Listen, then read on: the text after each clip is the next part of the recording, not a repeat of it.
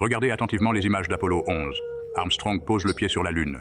La caméra effectue des panoramiques, des inclinaisons et des zooms comme si un caméraman était déjà là, attendant. Mais qui l'a opéré? La NASA a dit que le module lunaire avait une caméra télécommandée montée dessus. Très bien, jusqu'à ce que vous remarquiez quelque chose d'étrange. Un cadrage parfait, des panoramiques fluides et même des ajustements d'inclinaison qui suivent les mouvements d'Armstrong presque théâtralement.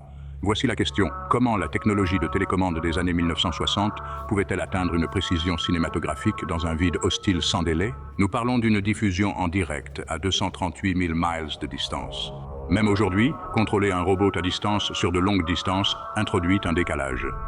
Pourtant, en 1969, avec une technologie primitive, la NASA a livré un travail de caméra impeccable du premier coup. Puis vient le clou du spectacle. Quand Armstrong a quitté le module, qui a dézoomé pour capturer la scène? La NASA affirme que la caméra a été préprogrammée, mais regardez attentivement. Le cadrage s'adapte dynamiquement, anticipant presque le mouvement humain. Ce n'est pas de l'automatisation, c'est un caméraman.